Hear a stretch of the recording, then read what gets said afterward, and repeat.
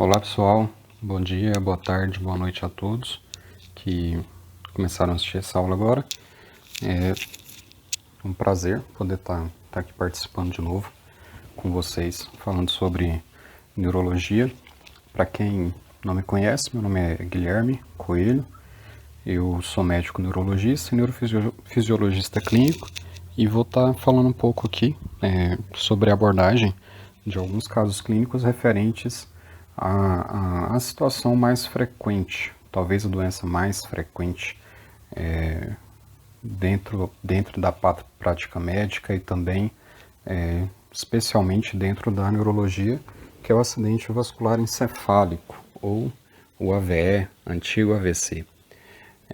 Sem mais delongas, gostaria de falar um pouquinho aqui antes sobre a definição do tema.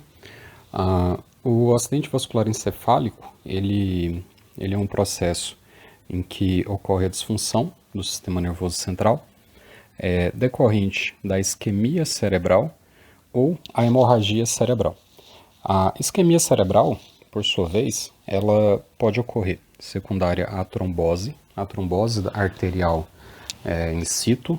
A própria artéria que leva sangue para o cérebro, ela sofre um processo de oclusão, geralmente, na maior parte das vezes, por conta de uma placa aterosclerótica, uma placa de gordura que em algum momento sofre um processo de instabilidade, expõe o seu conteúdo lipídico e desencadeia a cascata de coagulação com consequente oclusão daquele segmento e comprometimento do fluxo sanguíneo para a área que seria suprida por aquela artéria. A isquemia também pode ocorrer secundária à embolia, que é quando a gente tem um trombo que é formado em um local distinto do ponto de oclusão, por exemplo, uma placa aterosclerótica da carótida, que em algum momento sofre esse mesmo processo de exposição do seu conteúdo lipídico, forma um trombo, mas aquele trombo não tem um diâmetro, um tamanho suficiente para provocar a oclusão daquele segmento, naquela altura da carótida. Mas esse trombo se desloca distalmente, seguindo o fluxo sanguíneo arterial, e à medida que o leito vascular ele diminui o seu tamanho, ele diminui o seu calibre, esse trombo pode encontrar uma porção em que seu tamanho é suficiente para promover a oclusão daquele segmento e consequente comprometimento do fluxo sanguíneo.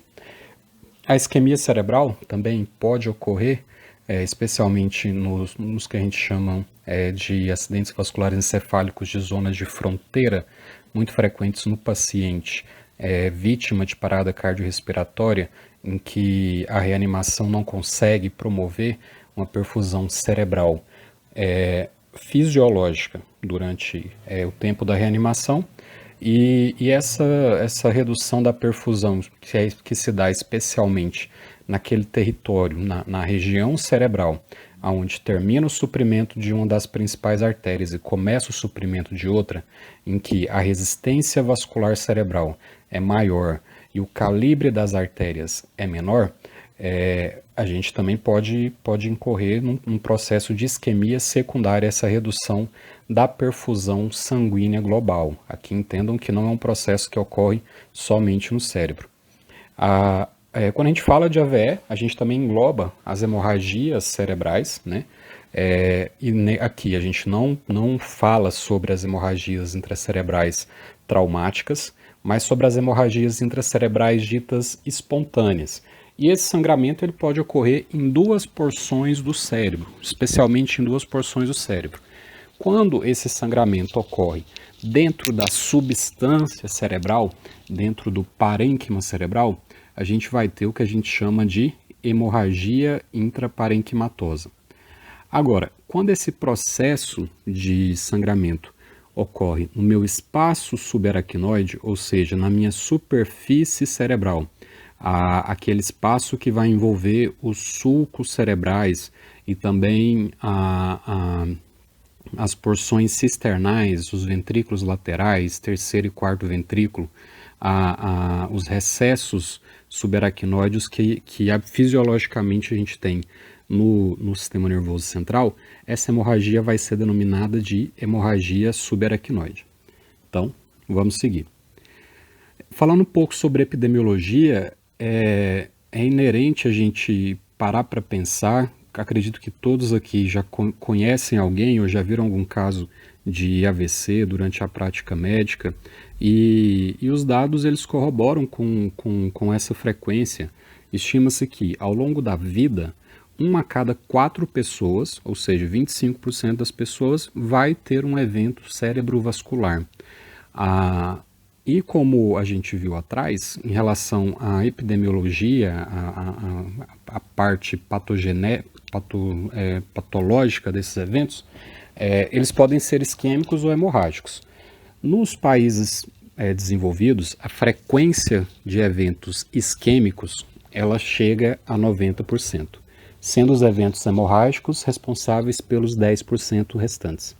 Nos países subdesenvolvidos, e aqui a gente tem no Brasil uma epidemiologia muito parecida com essa, os casos de AVE hemorrágico, eles respondem por uma parcela maior dos acidentes vasculares cerebrais, devido à sobreposição de fatores de risco. Como a gente vai ver mais para frente, o AVE hemorrágico ele é muito relacionado principalmente à hipertensão intracraniana maltratada, e nos países em que existe essa profilaxia primária mais deficiente por fatores socioeconômicos, existe a tendência de se observar um aumento das formas hemorrágicas no total dos casos de acidente vascular cerebral. Falando um pouco sobre a etiologia, quais são as causas do AVC e também dos processos que vão levar a essa disfunção do sistema nervoso central, a gente vai novamente dividir o acidente vascular encefálico dentre as suas duas apresentações, a apresentação isquêmica e a apresentação hemorrágica. A isquemia, como a gente já viu atrás, ela vai resultar de algum processo em que ocorre um comprometimento do fluxo sanguíneo para uma dada região do cérebro. É o que a gente chama de hipoperfusão. A redução da oferta de oxigênio ao tecido do sistema nervoso central vai levar à disfunção da bomba de sódio de potássio ATPase, consequente instabilidade da membrana celular e necrose das células, a morte celular, né? É um processo que a gente chama de hipoperfusão. Depois que ocorre esse processo de morte celular, a estrutura histológica do tecido ela vai ficar alterada. O meu tecido ele vai entrar num processo de maior friabilidade. Esse tecido ele vai ser mais susceptível a alterações de pressão. Ocorrem na maior parte das vezes pequenos focos de hemorragia, isso é normal por conta daquela alteração da estrutura encefálica, mas que também vai prejudicar a estabilidade dos meus capilares. Então, um extravasamento sanguíneo para o tecido cerebral é um achado praticamente observado sempre nas biópsias, nas autópsias de pacientes que tiveram AVC isquêmico.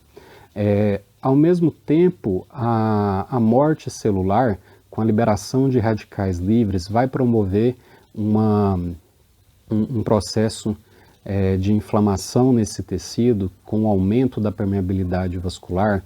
Várias citocinas inflamatórias vão estar envolvidas nesse processo, levando à vasodilatação e ao processo de congestão e edema. Então, a disfunção do tecido cerebral dos neurônios no AVC isquêmico, ela vai acontecer por duas causas, tanto pela morte das células por falta de oxigênio, falta de nutrientes, como também por um processo de inflamação. As células que não foram alvos da hipoperfusão podem, no momento posterior, secundário ao edema, a inflamação provocado por aquelas células que sofreram um processo de lise celular, também entrar num processo de disfunção, que pode ser transitória ou permanente. Depois em que ocorre todo esse processo, caso o paciente não evolua de uma forma desfavorável e ele mantenha a vida depois disso, ocorre um processo de fibrose, e essa cascata inflamatória então vai começar a substituição dos neurônios e da micróglia por células produtoras de colágeno, e ao mesmo tempo as células remanescentes, os neurônios que não sofreram com todo esse processo de lesão neuronal, vão já começar a expandir suas conexões. Os axônios remanescentes vão tentar ocupar conexões que antes existiam num processo que a gente chama de neuroplasticidade. Em relação à isquemia, como eu já disse antes, pode acontecer tanto por trombose, né, então grandes vasos, a artéria carótida interna, ela pode ter uma placa aterosclerótica grande que promova a oclusão completa desse vaso, causando a isquemia de todo o território suprido pela artéria carótida interna, ou então vasos menores, segmentos distais, segmentos da artéria cerebral média, mais distais, ramos específicos para regiões, para giros específicos do cérebro, também podem sofrer esse processo de acúmulo de gordura na parede do vaso com a exposição e a formação do trombo localmente. A embolia, por sua vez, ela é um processo, como eu falei, que vai acontecer à distância, mas que aquele coágulo vai se soltar e vai seguir para fazer o comprometimento do vaso sanguíneo em outro ponto. Pode ter origem tanto arterial, de artérias de maior calibre, do arco aórtico, da artéria carótida comum, ou até mesmo da artéria carótida interna, ou também pode ter fonte cardíaca, pacientes que tem algumas arritmias, aqui em destaque a fibrilação atrial, que levam à dilatação da câmara do átrio, e tudo isso pode favorecer com que o sangue ele sofra um processo de coagulação e depois esse coágulo se desloque fazendo a oclusão distal de um vaso sanguíneo cerebral. Ou em alguns casos que a gente não consegue identificar uma causa, de onde veio esse coágulo. É muito frequente, aproximadamente 25% dos AVCs, a gente não consegue identificar uma causa e são os denominados de etiologia idiopática, que na maior parte das vezes acredita-se que seja devido a um processo embólico também, um coágulo que se formou em algum lugar que não sabemos onde, mas que por via vascular alcança os vasos sanguíneos cerebrais, tá bom? E falando um pouco então sobre o AVC hemorrágico, como que acontece a lesão neuronal secundária ao AVC hemorrágico? Primeiro de tudo, destacando dentre as etiologias, sem nenhuma sombra de dúvida, a causa mais frequente de AVC hemorrágico é a hipertensão arterial sistêmica. Tanto a elevação aguda da pressão arterial como a elevação crônica da pressão arterial promove uma alteração no endotélio vascular, na estrutura das arteríolas do sistema nervoso central, do cérebro, e esse processo pode levar a uma ruptura desse vaso sanguíneo com consequente hemorragia dentro do parênquima cerebral, a hemorragia intraparenquimatosa. As doenças de pequenos vasos também, e aqui a gente destaca uma doença muito frequente, especialmente na população mais idosa, angiopatia amiloide, em que da mesma forma ocorre um depósito de uma proteína chamada beta-amiloide na parede vascular dos vasos de pequeno calibre, as arteríolas, e esse processo leva a uma fragilidade da estrutura dessa parede vascular que também pode levar à sua ruptura. O uso de anticoagulantes também, por si só, em doses inadequadas, uma anticoagulação muito importante, o sangue é mais anticoagulado do que deveria, pode alcançar regiões em que exista uma fragilidade fisiológica da parede desses vasos sanguíneos, que também pode levar à sua ruptura.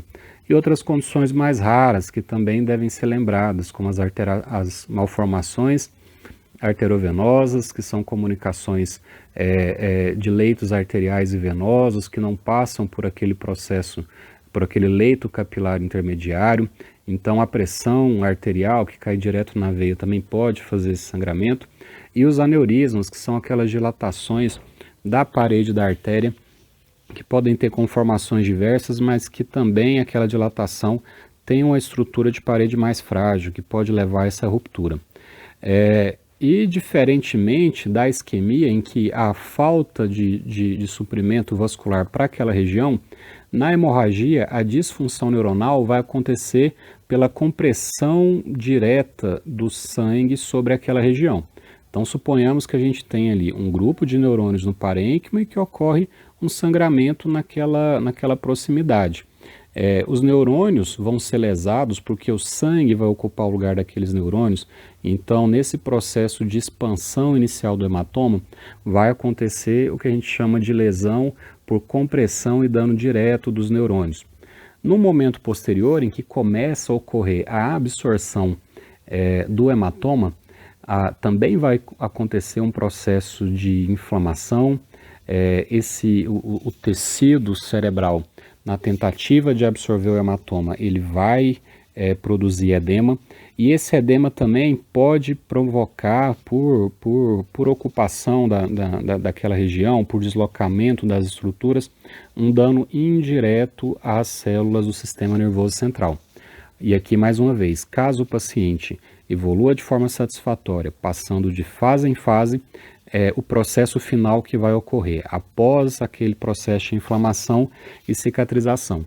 É o processo de fibrose e a neuroplasticidade, que já também a gente coloca ela aqui no final, mas a partir do momento em que existe dano neuronal, a neuroplasticidade já começa a se tornar um processo muito ativo. E seguindo aqui, agora que a gente já introduziu aqui um pouco sobre o tema, nada que muito aprofundado, existe muito mais para poder ler, para se falar sobre o assunto, mas eu trouxe aqui o que considerei mais importante para a gente poder entender esses próximos passos. Em relação agora à parte clínica, para depois a gente poder entrar nos nossos casos para discussão em relação ao diagnóstico e tratamento desses pacientes. O quadro clínico do AVC, ele pode compor, o AVC pode se apresentar como qualquer disfunção do sistema nervoso central. Se a gente for entender que todo o meu encéfalo e a medula também, inclusive, ela precisa desse suprimento vascular para poder manter sua função, um comprometimento vascular ou esse dano direto sobre as estruturas do cérebro pode produzir uma disfunção de qualquer função, ficou redundante, mas pode provocar a disfunção de qualquer porção do sistema nervoso central. E existe uma máxima em neurologia, que aqui eu não sei quem disse, mas que fala que todo déficit neurológico agudo, ou seja, aquele déficit neurológico que se instala num intervalo menor do que 4 horas, inicialmente, dentre as etiologias mais possíveis, deve-se considerar fortemente as etiologias vasculares e epiléticas. Um evento vascular, ele vai gerar essa disfunção do sistema nervoso central de uma forma muito súbita. Não existe hipoperfusão, esse comprometimento relativo que leva a esse processo de disfunção gradual. Claro, existe dentro da fisiopatologia do AVC a possibilidade de uma região de comprometimento parcial, que é aquela região de penumbra isquêmica em que existe um comprometimento do fluxo, da oferta de oxigênio fisiológica para aquela região, mas não suficiente para gerar disfunção neuronal. Mas, uma vez que ocorre a disfunção neuronal, essa disfunção ocorre num processo de tudo ou nada. Aquela porção que foi ocluída, ela já vai dar o seu sintoma em questão de minutos. Por isso que a gente fala, qualquer sintoma neurológico, qualquer coisa que você suspeite, em que existe uma lesão neurológica que tenha instalação no intervalo menor do que 4 horas, sempre lembrar da possibilidade de AVC ou de um evento que tenha como substrato fisiopatológico a sua origem epileptogênica. E como eu falei, a manifestação clínica vai depender do território vascular. E aqui chamar a atenção para vocês da importância da neuroanatomia, da neurofisiologia, no que a gente precisa para poder raciocinar. Então, não faz muito sentido a gente imaginar como um quadro clínico de um AVC um quadro que comprometa áreas cerebrais, ou seja, regiões do córtex cerebral, irrigados tanto pela minha circulação anterior como pela minha circulação posterior. Por exemplo, um paciente que apresenta como uma monoparesia crural, que seria ali na porção mais medial do meu giro pré-central, do meu lobo frontal, território da minha artéria cerebral anterior, ao mesmo tempo com uma alteração de nervo troclear, por exemplo, que é irrigado ali pela minha circulação posterior, pelos ramos ali parapontinos da minha artéria basilar. E por isso que a gente precisa entender quais são as estruturas que vão estar ali naquela proximidade para ver as apresentações clínicas mais possíveis. Há alguns sintomas que eventualmente podem aparecer, e eu trouxe aqui alguns, principalmente porque são fonte de muitas dúvidas. A gente eventualmente pega pacientes com isso, em que as pessoas pensam na possibilidade de AVC, para a gente poder entender a frequência com que isso ocorre. A cefaleia, a dor de cabeça no AVC, ela é uma apresentação clínica incomum. Somente 10% dos pacientes que têm um AVE isquêmico vão chegar inicialmente queixando-se de cefaleia. Claro, depois naquela fase secundária em que ocorre edema, a cefaleia é um achado um pouco mais frequente, mas no AVE isquêmico ela é bastante incomum. No AVE hemorrágico, ela é mais frequente, ela pode chegar até 50% nos casos. Mas lembrem que, se tratando de epidemiologia brasileira, a maior frequência dos AVCs que vocês vão observar são os AVCs isquêmicos. Então, no geral, a frequência de cefaleia no AVC fica muito reduzida. A apresentação inicial, um AVC que começa com crise epilética, com crise convulsiva. Infrequente, também pode ocorrer com a frequência bem reduzida, mesmo nos casos de AVE hemorrágico, em que a crise epilética é uma apresentação mais frequente, é pouco comum a gente encontrar uma AVE hemorrágica que se apresente inicialmente com a crise convulsiva. E também um rebaixamento do nível de consciência sem outro sinal neurológico localizatório. Aqui também muitos casos em que um senhorzinho de 80 anos que tem um quadro demencial, que de repente começou a apresentar um quadro de hipoatividade, hiporreatividade, redução do nível de consciência e chega encaminhado para a gente com uma suspeita de AVE. Não tem nenhum outro sinal localizatório, não existe assimetria, não existe fraqueza de mediada, que é a fraqueza relacionada só a um lado do corpo. Isso pode ser um AVC? Pode.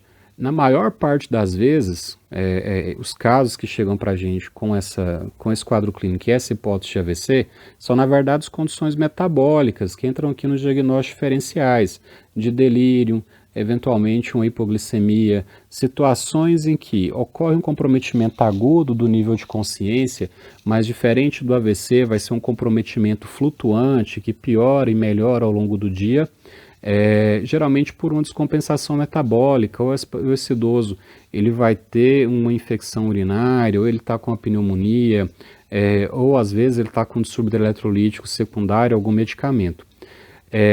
Mas pode ocorrer no AVC. Mas vejam aqui, as condições em que isso pode acontecer.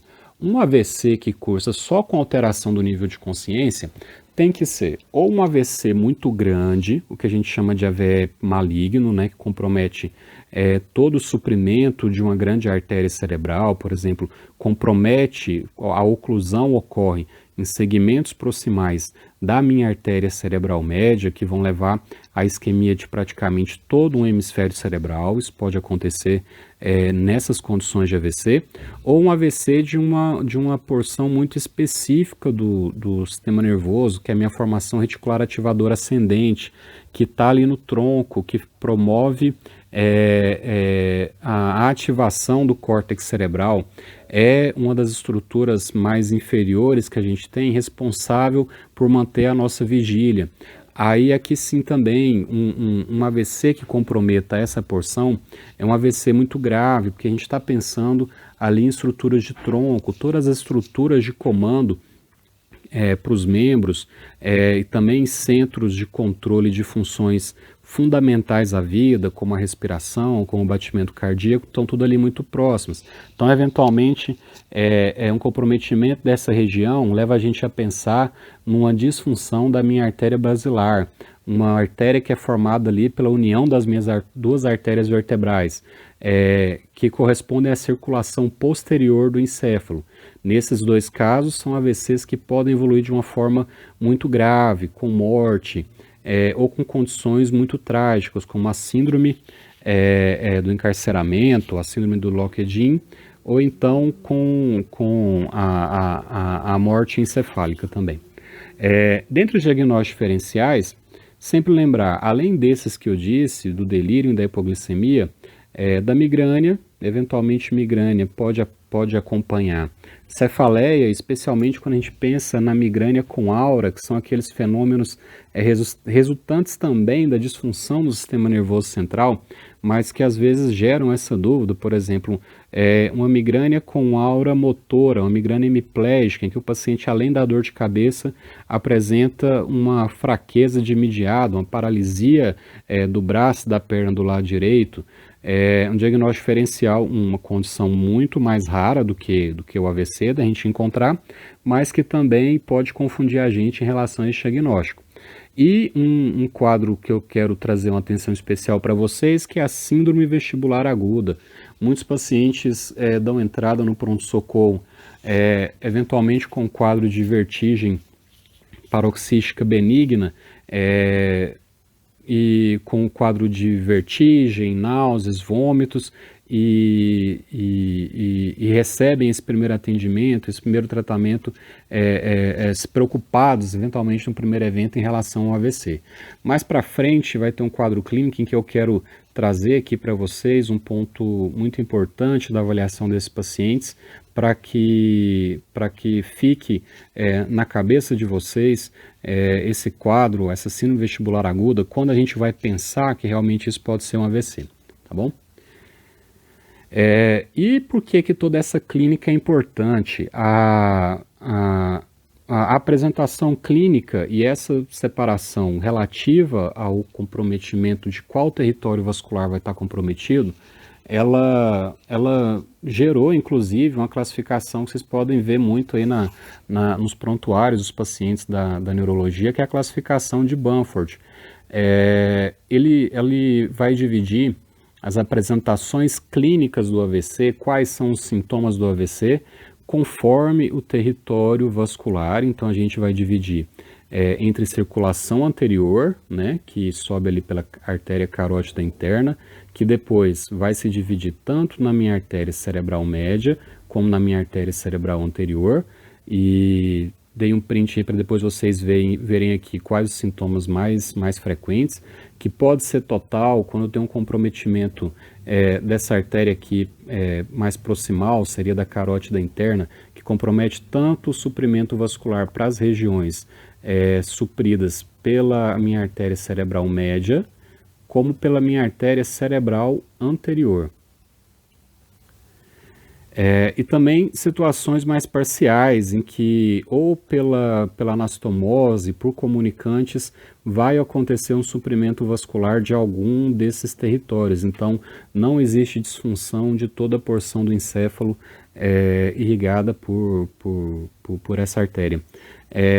Ou então as síndromes lacunares. O AVC lacunar é um AVC de pequeno tamanho, geralmente não está relacionado a essas artérias de médio calibre, a esses ramos da artéria cerebral média, mas sim as pequenas arteríolas, mas que podem comprometer o suprimento sanguíneo de regiões em que os axônios passam de uma forma muito compactada, por exemplo, o braço posterior da cápsula interna, que é uma região ali de aproximadamente 4, 5 centímetros, e que todas as fibras responsáveis pela motricidade, elas vão estar passando ali. Então, mesmo que eu tenha um AVC ali de 1 centímetro por um comprometimento dessa arteríola, eu posso ter um grau de fraqueza muito importante, é a apresentação clínica do AVC lacunar.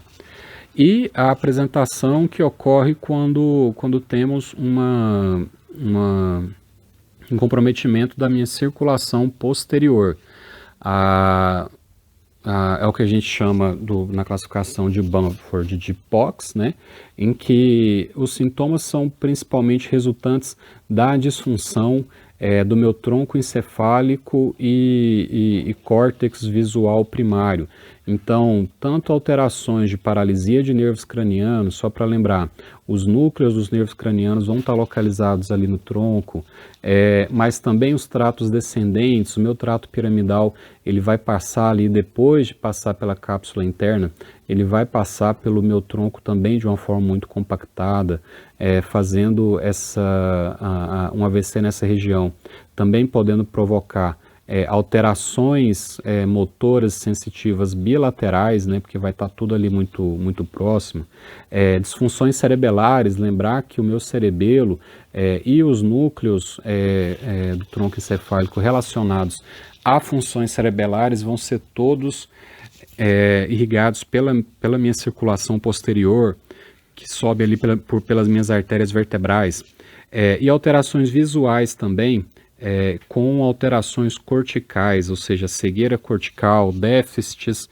de campo visual do tipo hemianopsia homônima, que são um padrão observado nas alterações, no comprometimento das fibras visuais ali que ocorre depois do meu corpo geniculado lateral.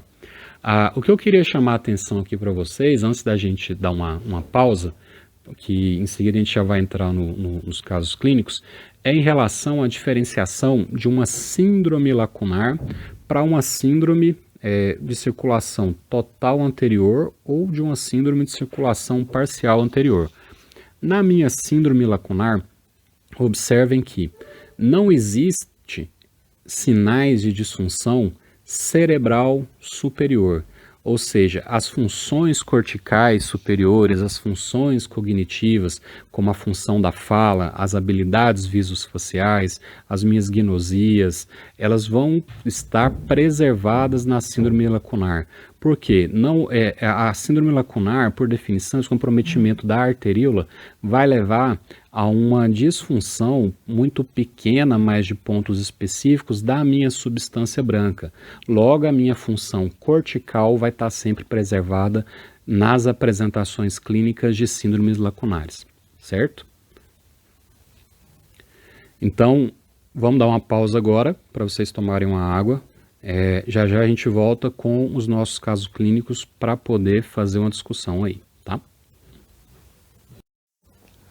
Bom, pessoal, voltando aqui de onde a gente parou, agora eu vou apresentar aqui para vocês 3 casos clínicos com algumas variações para poder servir de base para a gente discutir um pouco sobre o diagnóstico e a condução desses pacientes, como que o paciente com AVC vai se apresentar ali para você no pronto-socorro.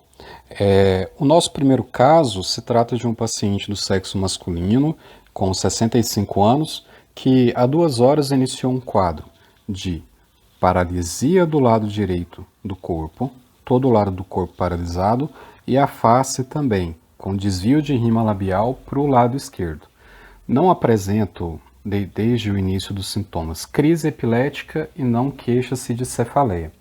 Em relação à história patológica pregressa desse paciente, a gente consegue observar várias condições que podem favorecer o desenvolvimento de doenças vasculares, como a hipertensão, o diabetes e a dislipidemia, e inclusive esse paciente já apresentou um evento vascular prévio, mas não um evento vascular cerebral, um evento vascular coronariano.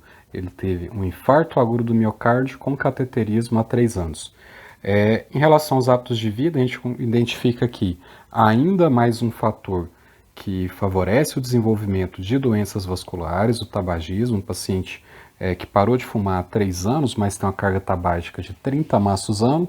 Em relação aos medicamentos, usa losartana, hidroclorotiazida, simvastatina, metformina e glibenclamida. Ao examinar esse paciente, você observa uma pressão arterial aumentada, uma PA de 17 por 110, uma frequência cardíaca e um HGT dentro dos limites da normalidade. O peso desse paciente é de 80 quilos. Ao exame físico, não trouxe aqui as alterações do exame cardiovascular, porque não vem a questão dessa discussão, não vou fazer diferença para a gente dentro do que eu quero trazer aqui para vocês. Mas no exame neurológico, esse paciente apresenta uma afasia global. Afasia é o termo que a gente usa para exemplificar uma disfunção da linguagem, que não é só da linguagem falada, então esse paciente ele não tem compreensão nem da linguagem falada, ou seja, ele não consegue ouvir o que a gente fala para ele, mas também ele tem uma disfunção da linguagem escrita ou então da linguagem gestual. Esse paciente não entende quando a gente faz um símbolo de joia ou então quando pede para ele ler alguma coisa. Então ele tem uma afasia, uma disfunção da porção sensitiva, mas também motora. Esse paciente não fala, não escreve, não consegue representar o que ele quer também através de gestos. O Glasgow dele é 10, e aqui a divisão em relação à pontuação, ele apresenta, atenção ao termo, uma hemiparesia, ou seja, um déficit de força parcial de um lado do corpo, completa, ou seja, que pega tanto a face como os membros superiores e inferiores, desproporcionada. Essa força, ela tem uma dessas, algumas porções desse dimídio direito apresentam uma força mais prejudicada e outras porções uma força menos prejudicada.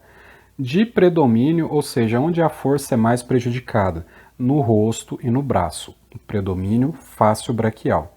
Além disso, ele apresenta uma hemihipoestesia, uma alteração da sensibilidade de um lado, também à direita. Tátil, ou seja, ao estímulo tátil e ao estímulo doloroso. O lado direito também ele é hipotônico, a gente tem uma redução do tônus muscular e os reflexos do lado direito, bicipital, tricipital, estilo radial, no membro superior, no membro inferior o reflexo adutor, patelar e aquileu, apresentam-se reduzidos. Hiporreflexia, que dentro da classificação que a gente usa, ele pontuaria o que a gente chama de +1, sendo +2 o reflexo considerado normal e acima disso +3, +4 os reflexos considerados exacerbados. Existe uma bateria de testes que é frequente a gente aplicar em todo paciente com suspeita ou confirmado, um caso confirmado de AVC, especialmente nos pacientes candidatos a trombólise. Vejam aqui, ó, o paciente ele começou um quadro clínico há aproximadamente 2 horas. Ele é um paciente que, existindo um diagnóstico de AVC, seja ele clínico ou radiológico, e sem nenhuma outra contraindicação, ele é um paciente candidato a receber o tratamento com fibrinolítico. Então, nesse paciente, a gente sempre vai aplicar essa escala do NIH. O NIH é uma escala que vai avaliar todas as disfunções, além do déficit de força, alterações de linguagem, alterações da percepção visoespacial, alterações da coordenação motora, e em que quanto maior a nota, maior o grau de disfunção desse paciente, certo?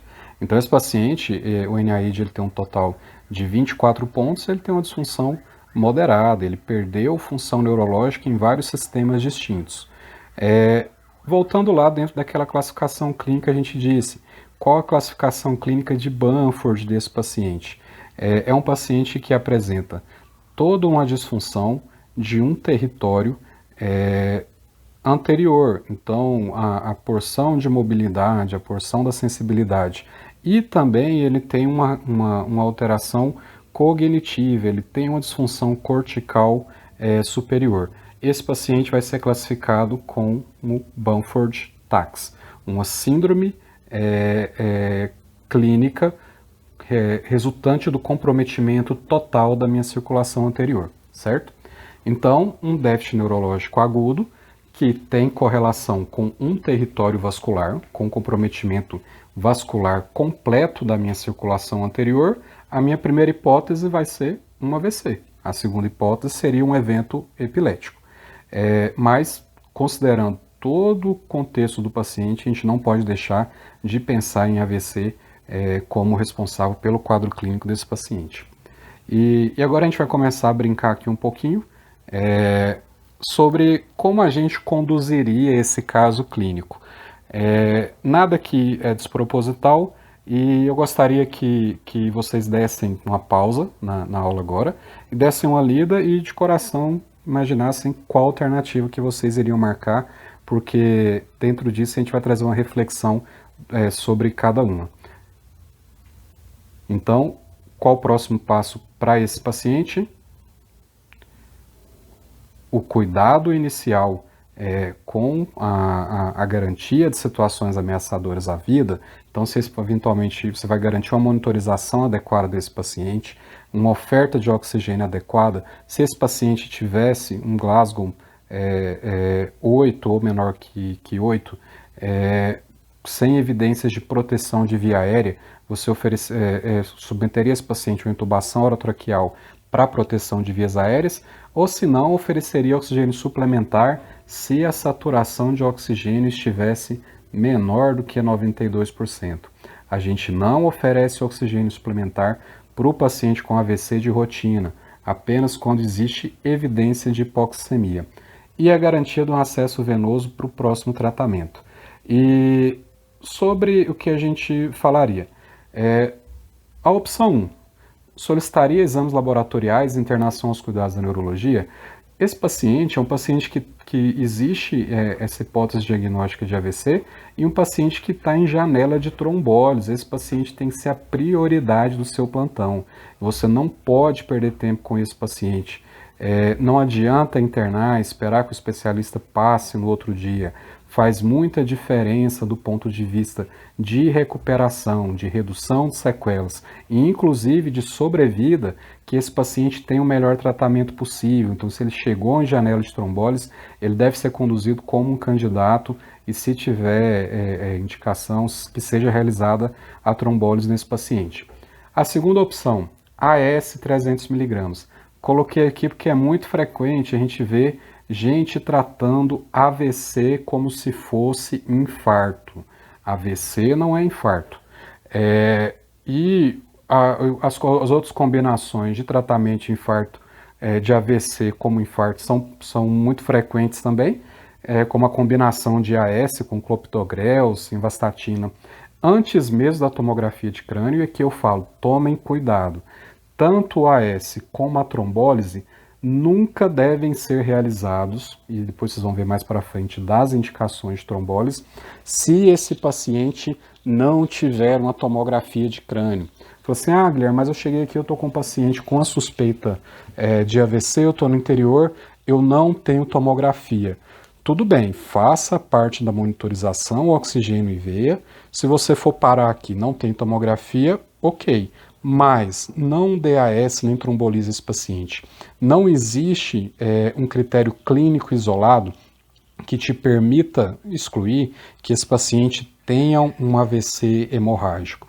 E o AS, tanto o AS nesse momento, como a trombólise, especialmente a trombólise, vão ser devastadores para esse paciente. Vão aumentar o hematoma e podem culminar com a morte do paciente. Então, não tenho tomografia, não vou fazer nada. Você vai fazer as medidas de cuidado aqui, vai fazer monitorização, garantir oxigenação, manter um controle pressórico. Se esse paciente chegar com a pressão maior do que 220, você vai reduzir a pressão nas primeiras 24 horas. Se ele tiver ali com a pressão de 190, que é menor do que 220, você não vai mexer na pressão. É uma resposta fisiológica, não queira abaixar a pressão do paciente com AVC nas primeiras 24 horas, para uma pressão normal, uma pressão de 12/8, porque você vai estar comprometendo aquela região de penumbra, a região que ainda está conseguindo manter uma oxigenação, mas às custas dessa resposta reativa, dessa hipertensão reativa para aumentar a perfusão, tá certo? E você fez todos esses passos, e então chegou a tomografia para vocês, que eu vou mostrar aqui.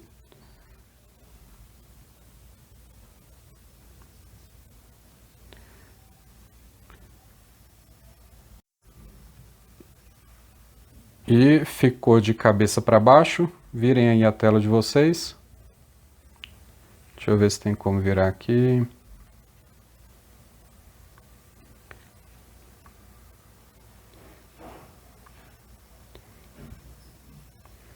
Virou. Vamos de novo.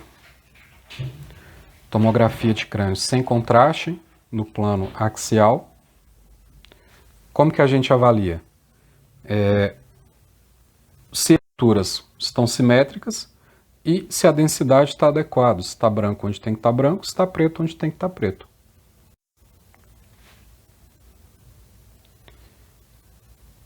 Não é o objetivo cobrar isso aqui de vocês, por isso que eu vou dar aqui o laudo da tomografia, mas é uma tomografia crânio normal.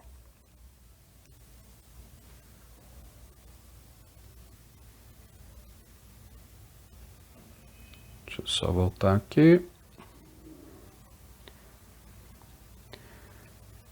Então, paciente com clínica de AVC com tomografia de crânio normal. O que a gente vai fazer? Novamente, dê uma pausa aí no vídeo e imaginem a resposta que vocês vão marcar. Resposta certa: avaliar a possibilidade se esse paciente apresenta alguma contraindicação à trombólise e considerar uma angiotomografia para trombectomia. Vamos discutir sobre esse ponto e o que a gente tem que entender em relação a esse cuidado inicial.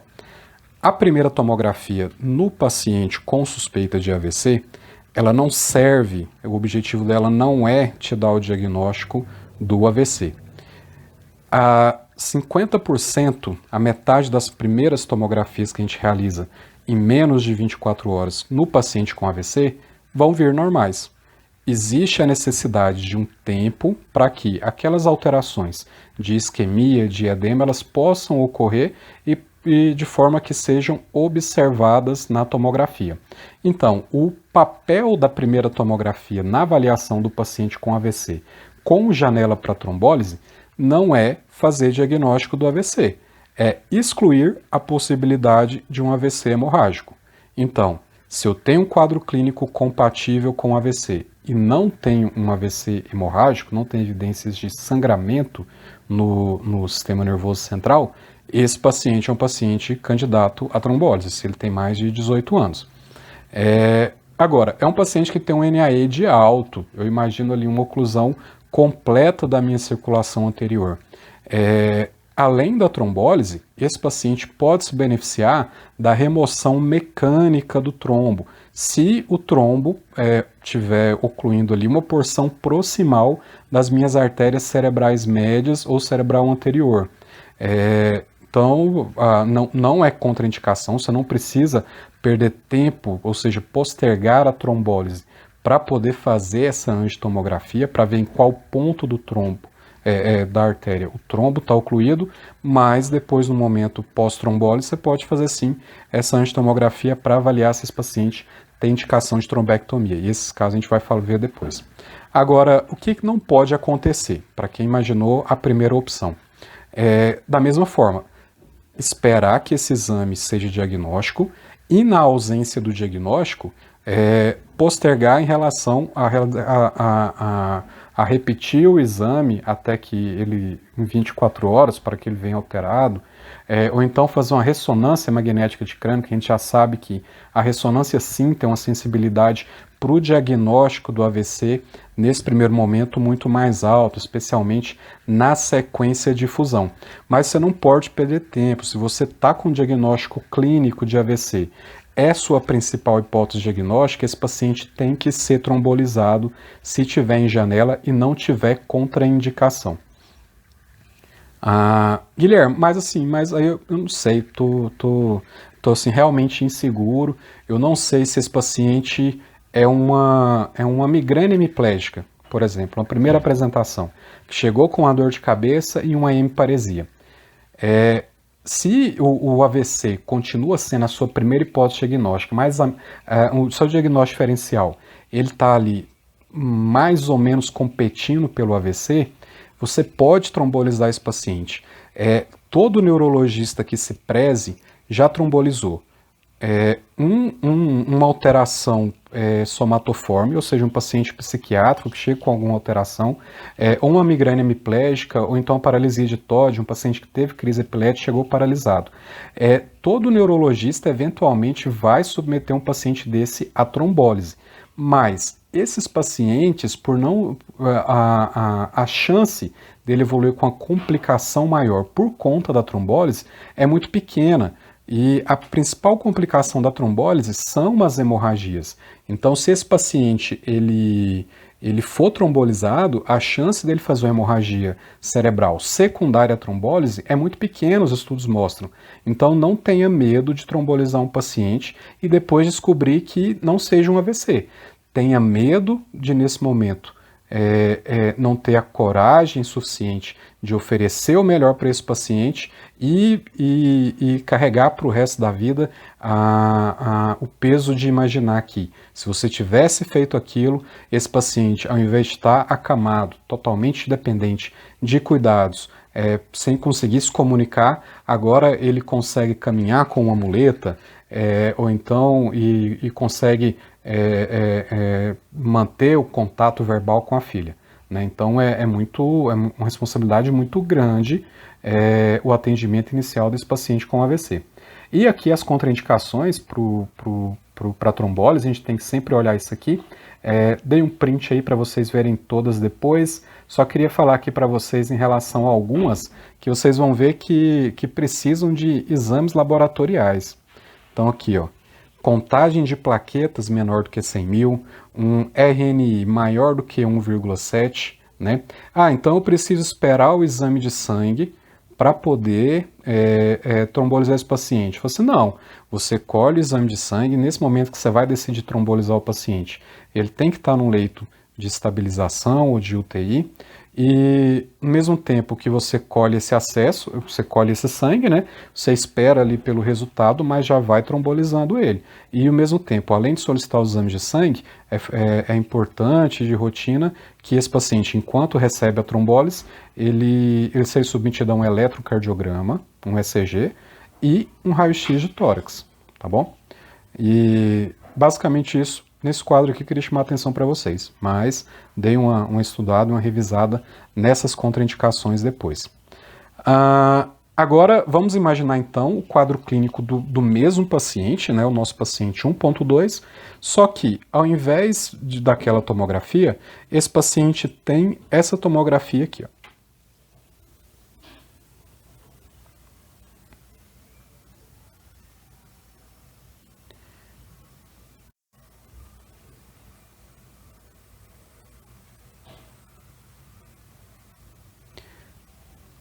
E o que a gente consegue observar? Já nessa tomografia, a gente tem uma área de hipodensidade, né? Mesmo a tomografia precoce, a gente consegue ver aqui, ó, não vou conseguir desenhar, mas do lado esquerdo da tela, né? Um parênquima cerebral mais hipodenso, refletindo a desorganização estrutural do encéfalo. E muito extenso, observem que basicamente todo o território da minha artéria cerebral média à direita, né, e à esquerda da tela, ela está comprometida.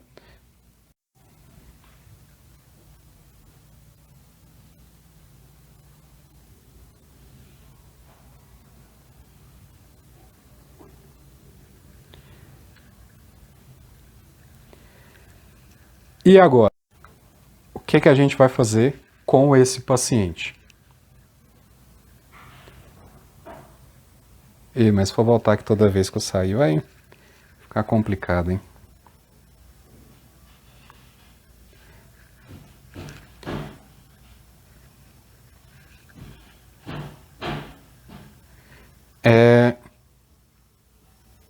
Já está aqui a resposta, vocês já viram, mas esse paciente não pode ser trombolizado. Da mesma forma que se ele tiver algum outro fator de contraindicação à trombólise. Por quê? Se vocês observarem aqui nas contraindicações à trombólise, um dos pontos também que pode contraindicar a realização da trombólise é uma região na primeira tomografia de hipodensidade extensa. Essa porção, já com hipodensidade na tomografia, traduz a possibilidade de que esse parênquima já tenha sofrido uma lesão irreversível, ao mesmo tempo que lesões extremamente extensas têm uma facilidade muito maior para sofrer uma transformação hemorrágica durante o processo de trombólise endovenosa. Então, além de não conseguir salvar o parênquima desse paciente, você ainda vai estar submetendo ele ao risco de ter um processo de sangramento. Ah, mas aí tudo isso é muito relativo, né? Quando que a gente tromboliza ou não? Aí existe uma classificação em que a gente divide o território aqui de irrigação da minha artéria cerebral média, né, em 10 porções, e que a gente começa com uma nota de 10, e a cada porção em que a gente tem uma hipodensidade, tem essa alteração na tomografia, a gente subtrai um ponto. Se eu tiver um comprometimento na tomografia inicial maior do que mais do que 3 pontos, né, nessa tomografia, esse paciente já tem um alto risco de não se beneficiar da recanalização. Quer dizer, ele pode até se beneficiar da recanalização desse vaso, pode ser que tenha tempo insuficiente, que essa oclusão seja tão importante que depois outros pontos vão também evoluir com essa isquemia, mas esse paciente tem um risco grande de sangrar. Então esse paciente tem contraindicação à trombólise endovenosa. Mas, e aí, o que eu vou fazer? Não vou fazer nada com esse paciente? Não.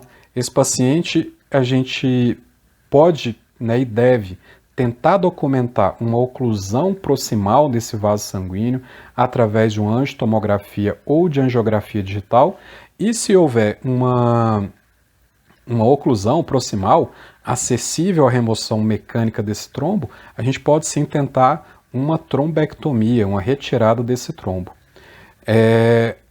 E um outro caso em que a gente é o mesmo paciente, só que ele tem essa tomografia.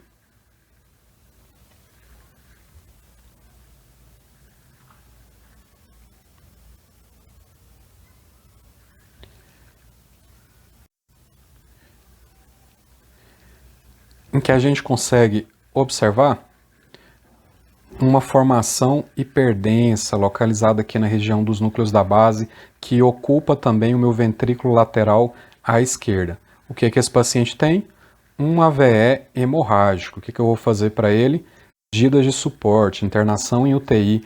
O controle pressórico nesse caso ele deve ser mais agressivo, porque a lesão neuronal, como eu falei ali atrás, ela não resulta de uma hipoperfusão tecidual, mas sim pelo dano direto que esse hematoma tem sobre os meus neurônios. Então tem que impedir ao máximo que esse hematoma continue a aumentar. Então a minha pressão tem que ser abaixada para valores normais. A meta é uma pressão menor do que 14/9, ainda nas minhas primeiras 24 horas. Medidas padrão de controle térmico e glicêmico para fazer a neuroproteção, e uma nova tomografia de crânio em 48 horas.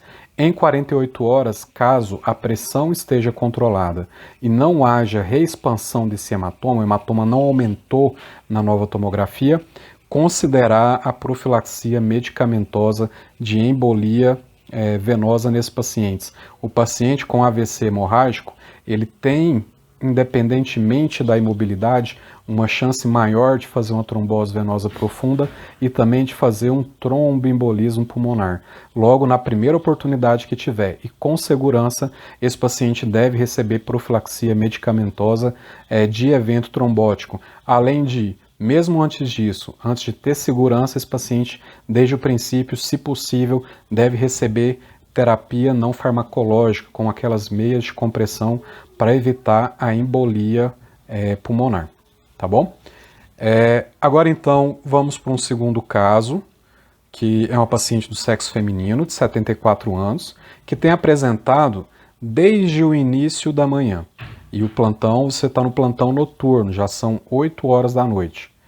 É um quadro de dificuldade de deambulação, o paciente, sem fraqueza de membros superiores, não teve crise epilética, não teve cefaleia, não teve alteração da linguagem, não teve apatia, que é a falta de iniciativa para poder desenvolver uma atividade, que é uma alteração cognitiva também.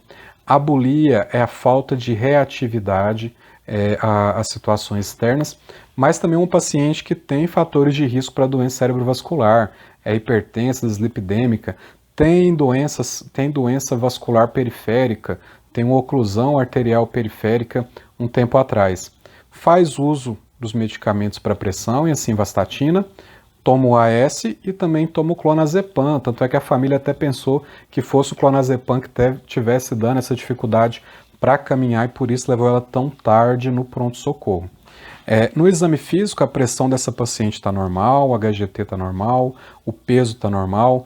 E por que eu estou trazendo o HGT aqui em todos os casos, gente? O HGT, ele é a hipoglicemia, na verdade, ela é um diagnóstico diferencial importante no AVC, tanto é que uma glicose menor do que 45 é uma contraindicação à trombólise.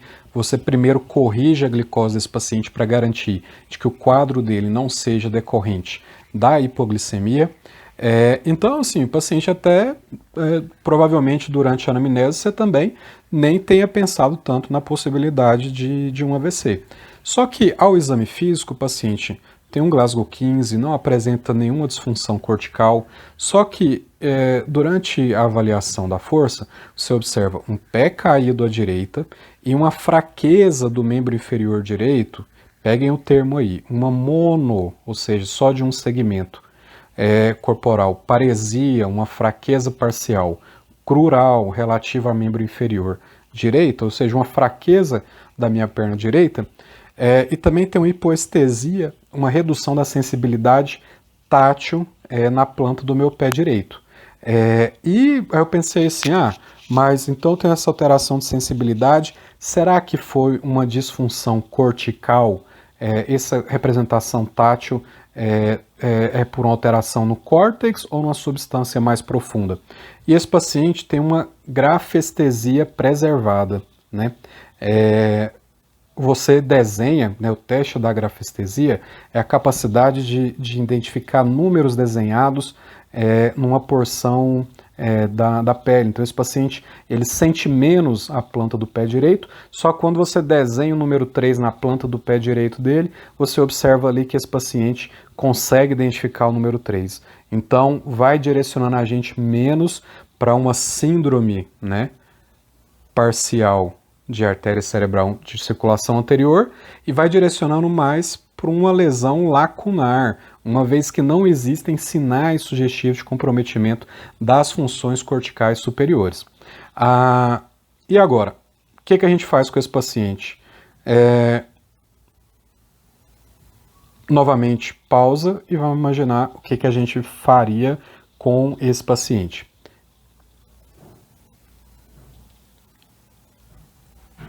Espero que mais ninguém tenha errado e que nunca mais, e assim, nunca mais não, né? Que nunca ao longo da vida de vocês, vocês lembrem disso, né? Eu acho que se lembrarem dessa questão da aula, porque é realmente muita informação, mas se lembrarem de nunca fazer nem AS e nem trombolizar um paciente sem ter uma tomografia de crânio ao longo da vida, a minha participação aqui já vai ter valido muito a pena.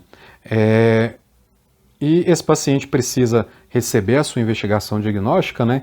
Então, antes do quadro clínico, a gente ainda não libera esse paciente, porque tem coisa que a gente pode fazer, mesmo o paciente tendo um tempo ali de sintomas que a gente não sabe, na verdade. Esse paciente ele foi encontrado durante a manhã, mas a gente não sabe, pode ser que tenha sido na noite anterior, pode ser que tenha começado assim que ele acordou, então a gente não sabe se tem 12 horas, você tem mais, você tem 24 horas. Então, tanto nesses pacientes em que se acorda com uma evidência de déficit, ou no paciente em que você não tem a clareza em relação ao tempo do déficit dos sintomas, você pode fazer tanto uma tomografia de crânio, né, além do tratamento habitual, mais uma tomografia de crânio diferente, né, uma tomografia de crânio que a gente chama de perfusão, para poder avaliar se, além de ser um AVC, se ainda existe área de penumbra, ou seja, parte que tem um comprometimento parcial e que pode se beneficiar do tratamento e da remoção desse trombo. Ou você pode partir para ressonância magnética de crânio. Aqui a gente já não tem tanta urgência, o paciente pode esperar aí 2, 3 horas para poder fazer a ressonância, mas a gente consegue então dar esse diagnóstico com uma precisão maior, afastar alguns outros diagnósticos diferenciais e também avaliar se, existindo um AVC, se ainda existe área viável, porque eu não sei há quanto tempo, se tem mais de 12 horas, se esse paciente ainda pode se beneficiar de algum tratamento para remoção desse trombo, né? E o paciente, então, vamos supor que ele fez uma tomografia.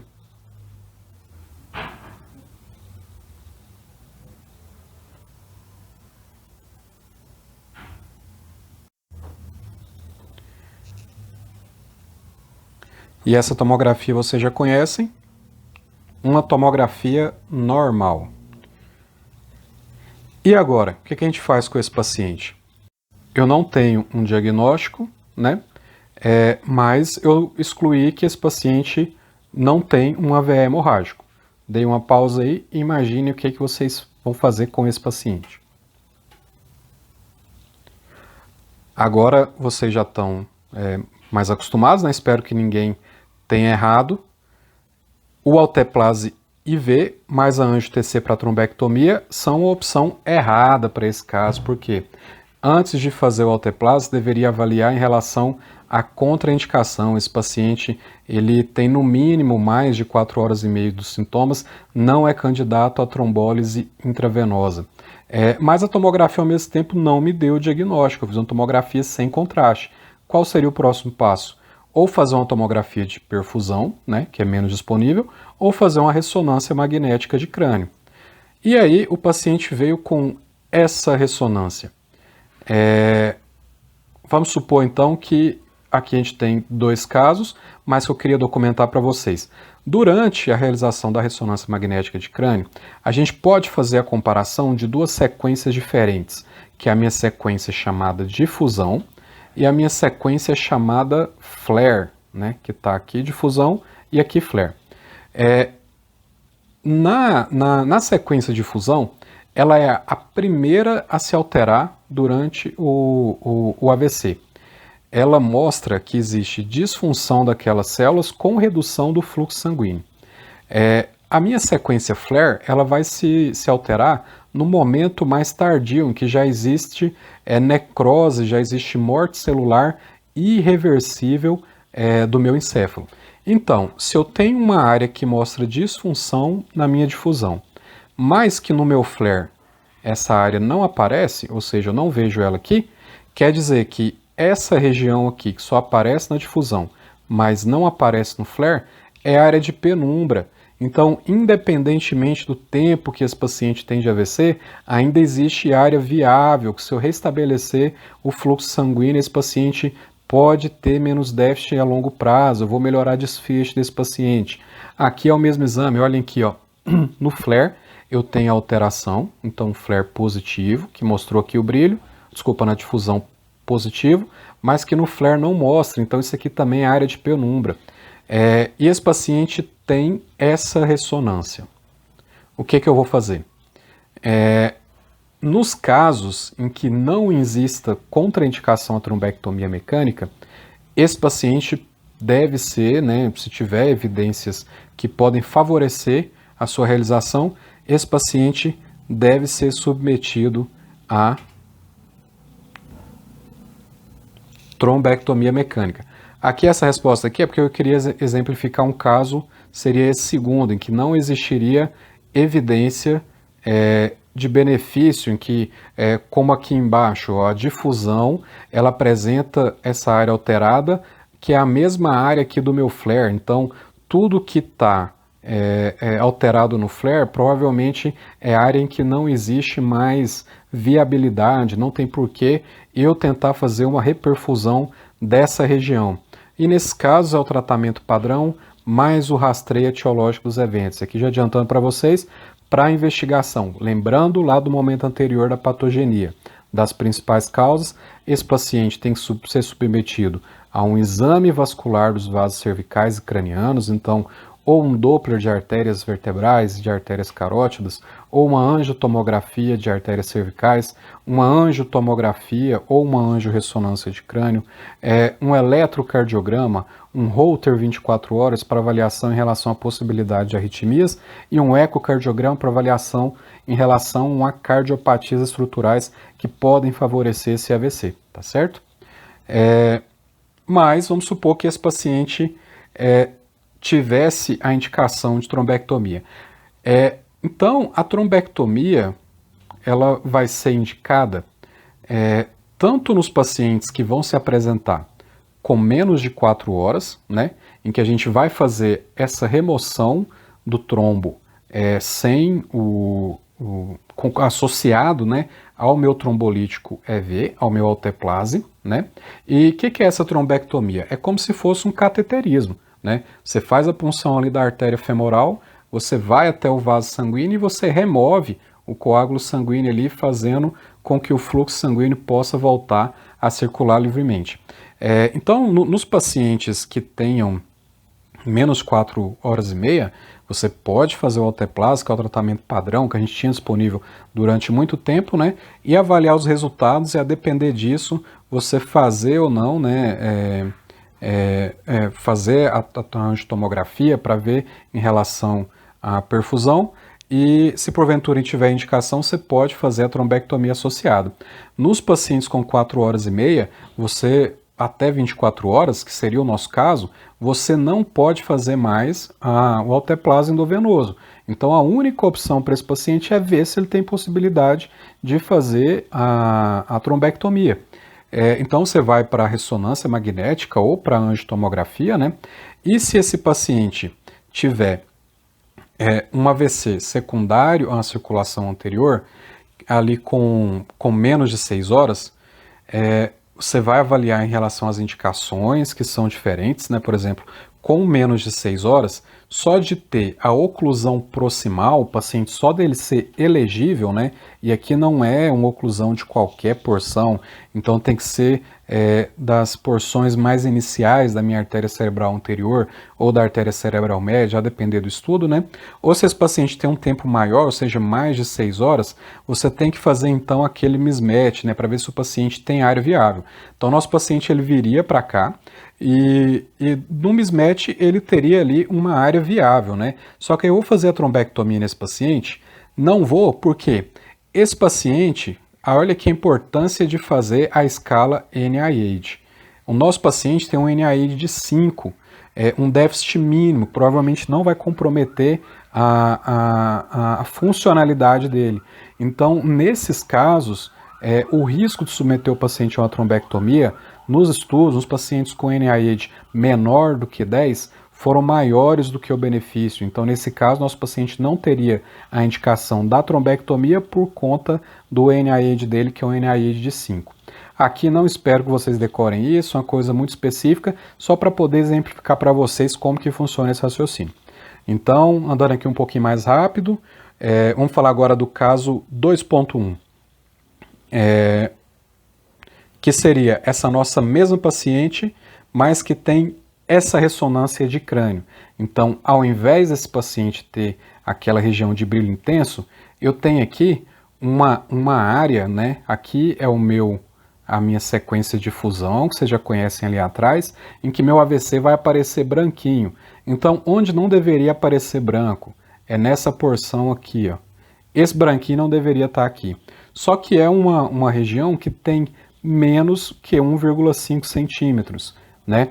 e que não está alterada aqui no meu flare, então muito agudo também, que ele é só uma área de penumbra. O que eu vou fazer com esse paciente? Aqui ele está na região do tálamo, né? Tálamo nas proximidades com o meu braço posterior da cápsula interna. Justifica a alteração clínica da minha paciente, sim. E como tem menos do que 1,5 centímetros, é um diagnóstico de AVC lacunar. Então, aquela nossa primeira impressão da alteração clínica da paciente, sem nenhuma alteração cognitiva, só alteração motora, seria muito mais compatível com essa ressonância, com esse quadro clínico do que com o anterior. E o que a gente vai fazer no AVC lacunar? Novo momento de pausa. Imaginem aí quais opções vocês marcariam.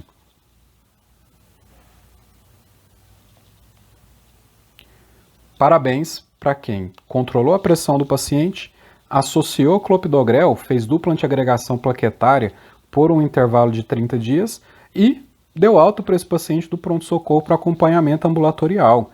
Ah, Guilherme, mas como assim? Esse paciente não vai piorar? Não. A fisiopatogenia do AVC lacunar é diferente do meu AVE isquêmico de grandes vasos. Geralmente ocorre por aquela disfunção das minhas pequenas arteríolas. Foi só aquela arteríola, não tem porquê. Esse AVC, ele não vai depois, né, que você conseguir controlar essa pressão, não vai fazer aquele processo de edema, né? Ele não vai gerar uma disfunção mais importante posterior. Provavelmente o que tinha que acontecer já aconteceu, você não consegue interferir nesse processo fisiopatogênico.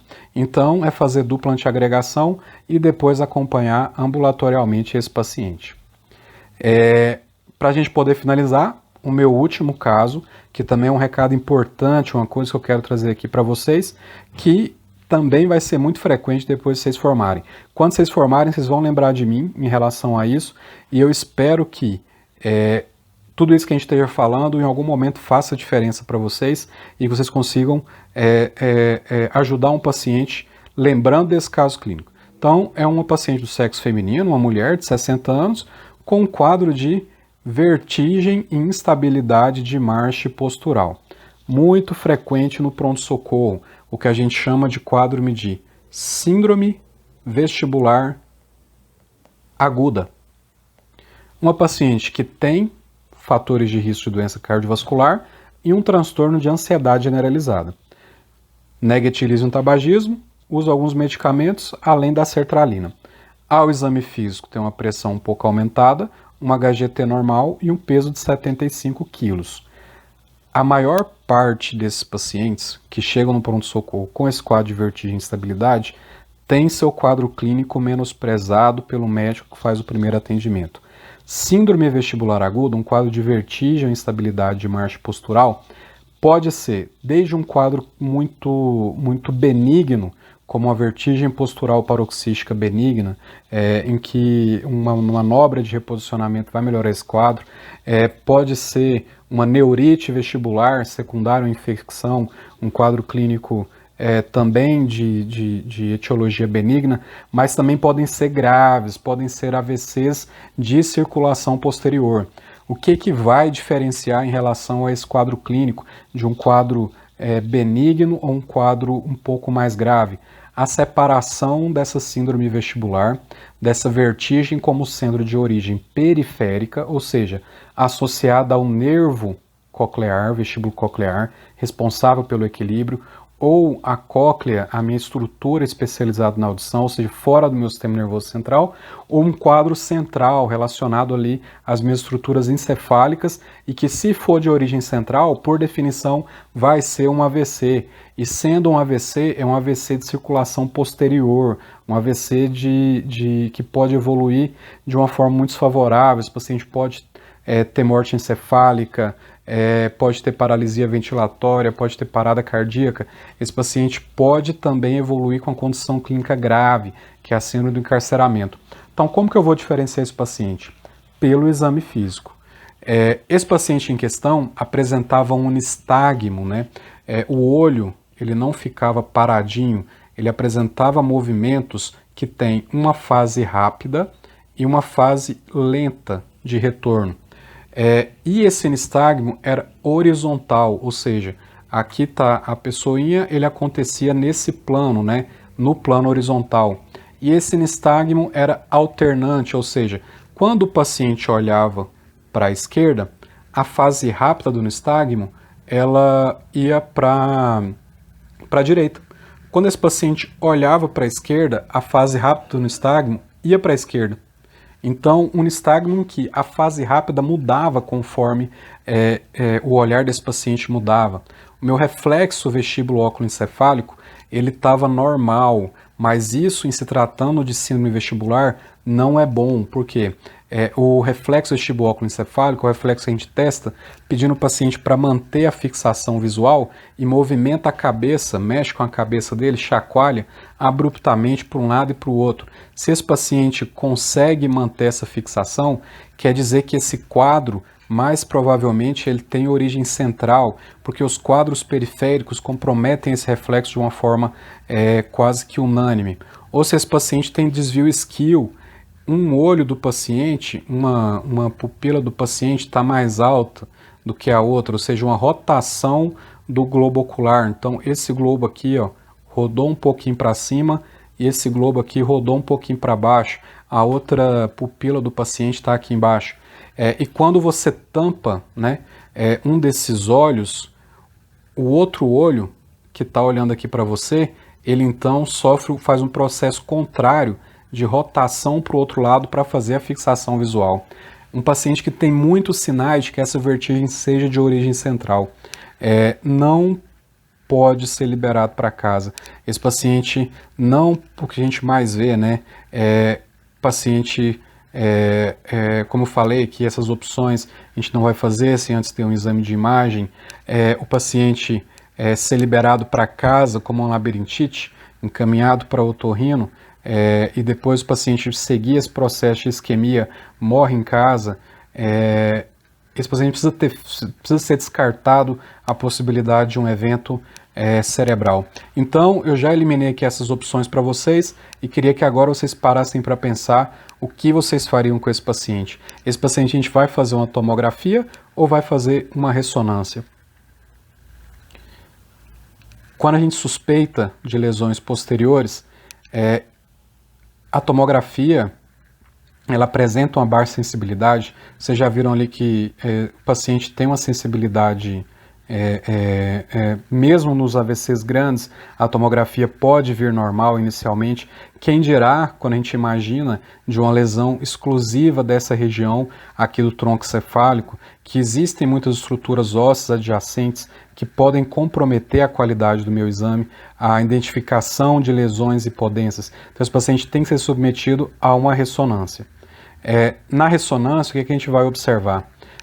Vou mostrar aqui para vocês só o flare, a difusão dessa imagem, que tá melhor, mas uma lesão com restrição à difusão muito pequena, localizada aqui na minha região do bulbo encefálico. Conseguem ver aqui, né?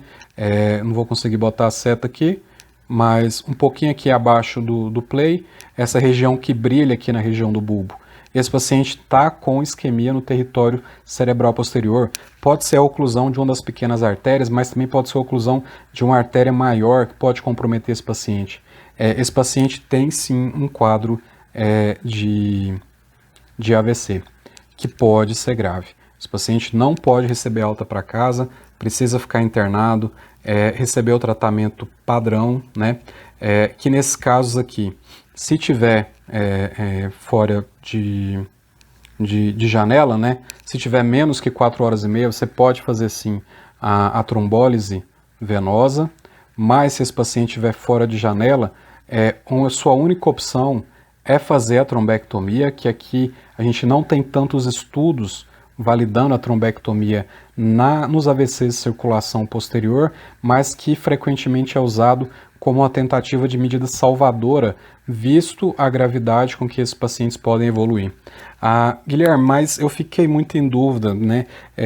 Não sei fazer esses exames, a maior parte dos testes que você falou aí, eu não não lembro como que faz, não tive na minha semiologia, mas existe uma coisa que é muito sensível para esses casos, claro, não vai sobrepor a avaliação de todos esses outros reflexos, mas é que é em relação à instabilidade postural.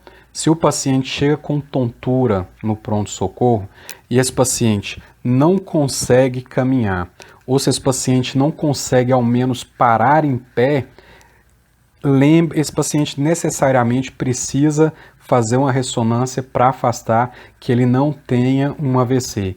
Então, como falei, é muita coisa, não espero que vocês lembrem de tudo disso, mas se vocês lembrarem de que um paciente que chega com tontura e não consegue ficar em pé ou não consegue caminhar, esse paciente pode ter um AVC e que precisa fazer uma ressonância, eu acredito que ao longo da vida vocês vão salvar uma porção de pacientes aí e toda a minha participação aqui já vai ter valido muito mais do que a pena. Porque muita coisa pode ser, a gente recebe muita coisa com hipótese de AVC, né? Desde de dormência até mordida de língua pensando que seja AVC, mas muita gente esquece que tontura pode ser sim AVC e pode ser um AVC muito grave, tá bom? O que eu queria trazer para vocês aqui é isso, gente. Espero que tenham gostado e qualquer dúvida podem entrar em contato que estou à disposição aí para esclarecimento, viu? Muito obrigado a todos pelo convite. Tenham um bom resto de dia, um bom resto de tarde ou uma boa noite.